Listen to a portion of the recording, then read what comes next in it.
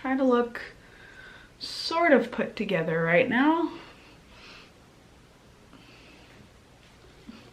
Hello, YouTube. I know what I've said, that I'm gonna try to film more and try to make more videos and all that jazz.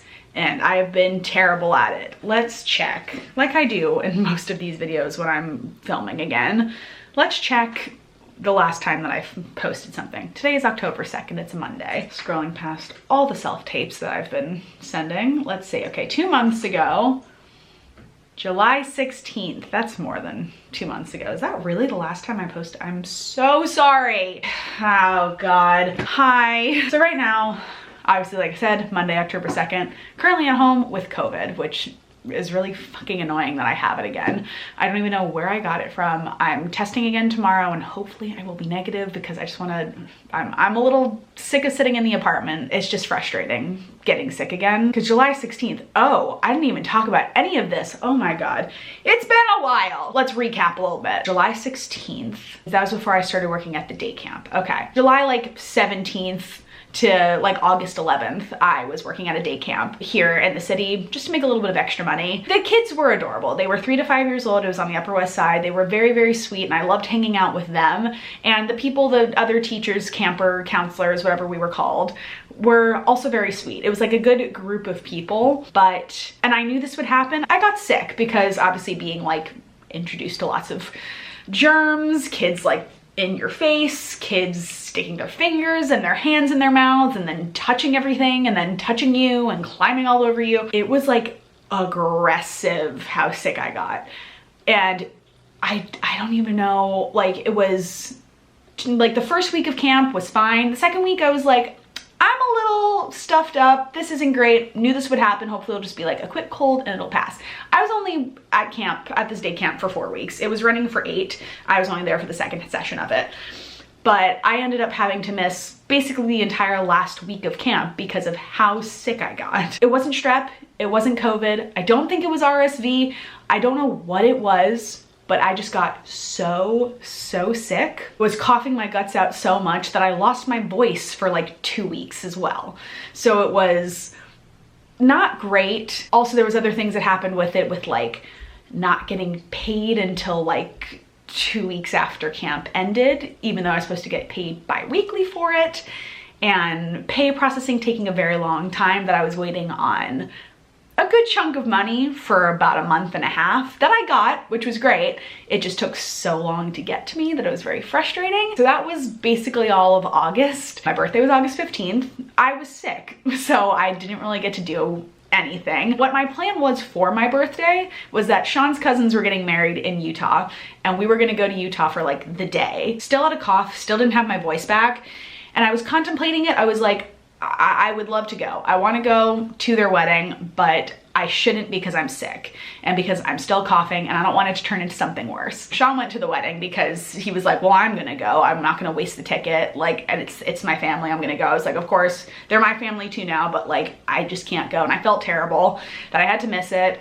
But I got FaceTimed in, which was really nice, so I got to see everybody. I spent my birthday with my family. My sister Alexis had just got an ACL surgery like maybe a month before, so she was still at home kind of like figuring out things with moving around. So I went to her apartment after going to an audition in the morning, hung out with her and my mom. We had lunch and hung out, and then my dad came into the city and we just like had dinner at the apartment, and like that was it. So that's how I turned 28. That's how I celebrated my birthday this year. Not very exciting. And then September was just like getting back into auditions, coming back up again, and actually having ones that like felt really good and went pretty well, and then having some that I was just like, what the hell was that? Feeling really good about things and then just like getting frustrated about not getting callbacks and other things like that.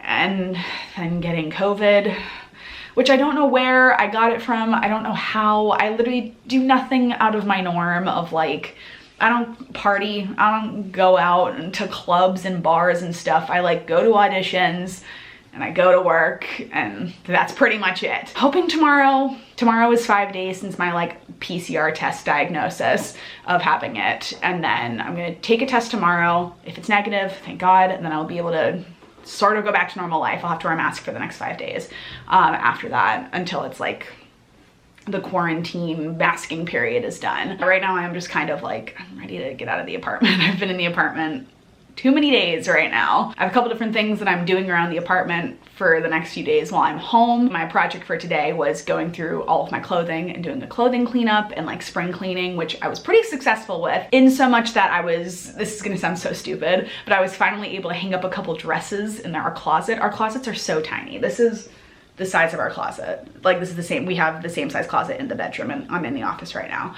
And it's so small. I went through all my clothing, like put stuff in a box that goes under the bed that I'm like, I can't part with yet. Like I can't donate them yet. I have a bag, a garbage bag in the bedroom of clothing to donate. I was like pretty good with it this time, but I was just like, I'm never gonna wear this again. I wore it once, I'm never gonna wear it again. I know I never reach for it in my closet or in my dresser. I'm never gonna go for this. But the main reason why I wanted to do this spring clothing clean out is because I found these t-shirts and tank tops from Target that I'm obsessed with, and I bought like 8 of them in a bunch of different colors. So my dresser and my drawer was like bursting at the seams with these new shirts, plus all the other stuff that I like wasn't fully grabbing all the time. So I was like, let me clean this out so I can like actually have space for these shirts that I am going to wear all the time.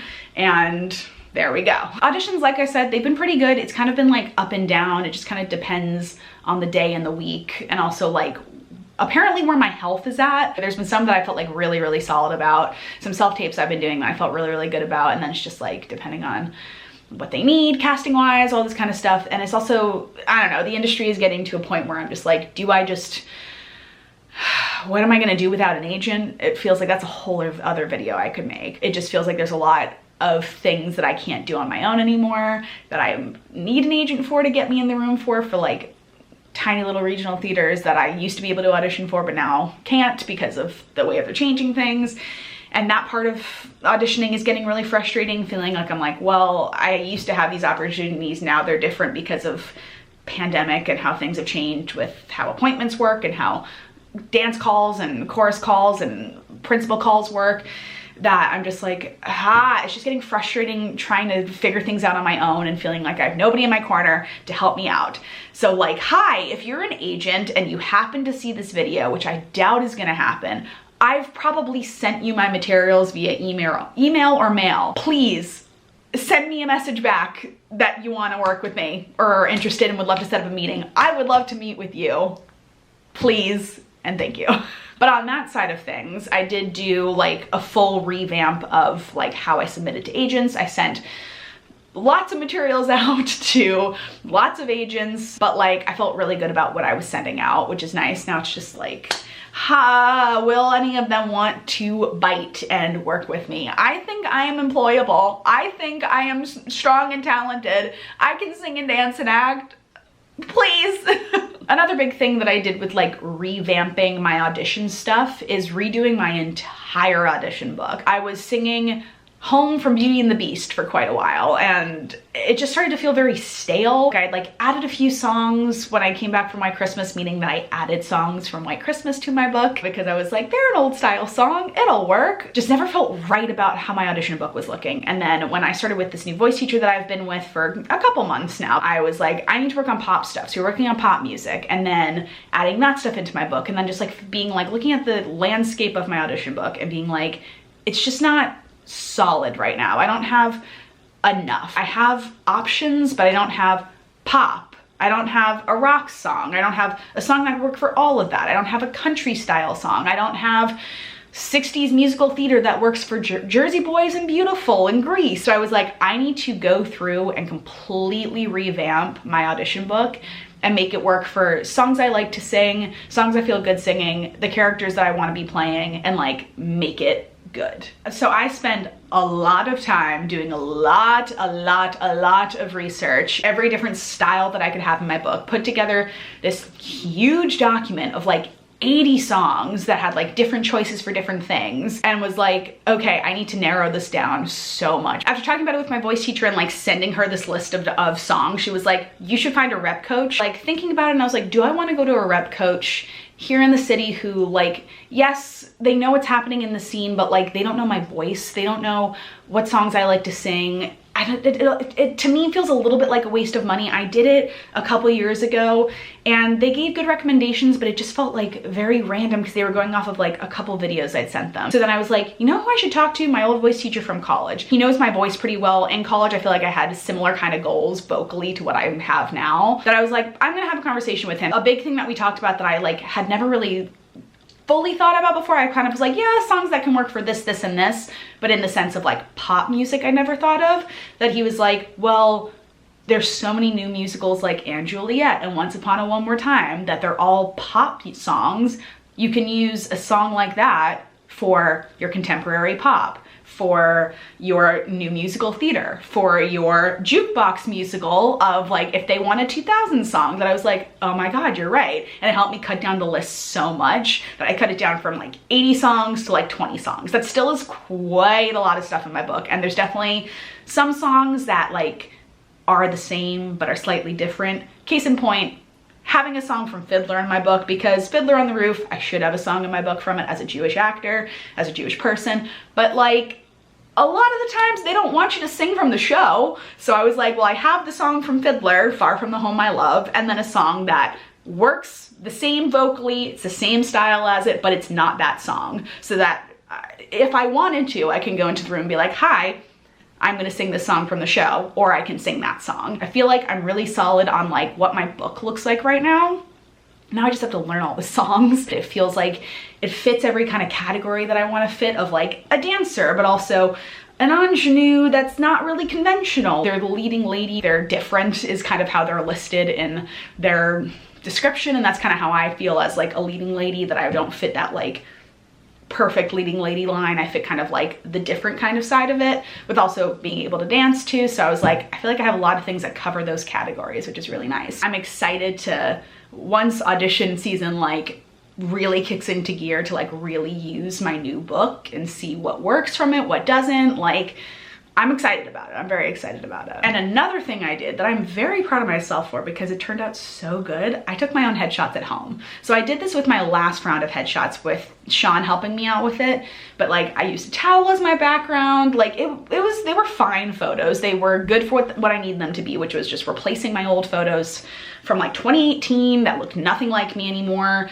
when I was like a tiny twig and I had short hair. And I took these photos like sometime, I think around my birthday last year, because I was just like, these photos look nothing like me. I just want to send photos that look like me. So we took them at home. They turned out okay. They're not my favorite, but they were fine for what the purpose was. As I was like looking at my photos again, I was like, I need different photos. I need to show a little bit more. And my hair is a lot longer now than it was in those photos, that I was just like, I need to do new ones. So like, I set up the main room, the living room in there, made it like a little photo studio, had all of my outfit changes. I put up my backdrop that I normally use, which is our blanket on the couch that I normally use for self-tapes. And I was like, I'm gonna figure out how to edit these photos so that the background is a different color, because I don't want it to look like, when I send a self-tape, the backdrop that I'm using. Also for like a lot of the casting directors here in the city, they've seen my backdrop a million times when I submitted beforehand.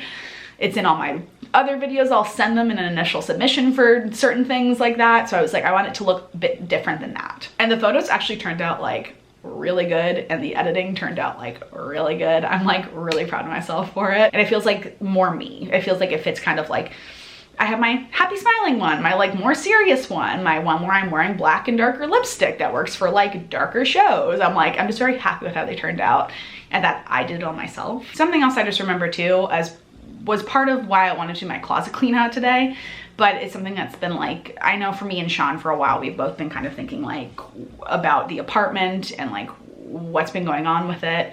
We're very ready to move. This lease is not done till March. We're ready to get out of this apartment, just because like it served its purpose for what it was. When we moved in here, we wanted a 2-bedroom apartment, we wanted space, and we got that. Now we're like, okay, we need more storage space. We need more of that, because like specifically after the wedding, we don't have a lot of storage space. My dress, that's all nice and preserved, is stuffed in the back of our tiny little closet, making no room for all of our clothing. We have all of our like wedding stuff in a box in this closet, but this closet is already packed with other random boxes of stuff and like our winter coats and things.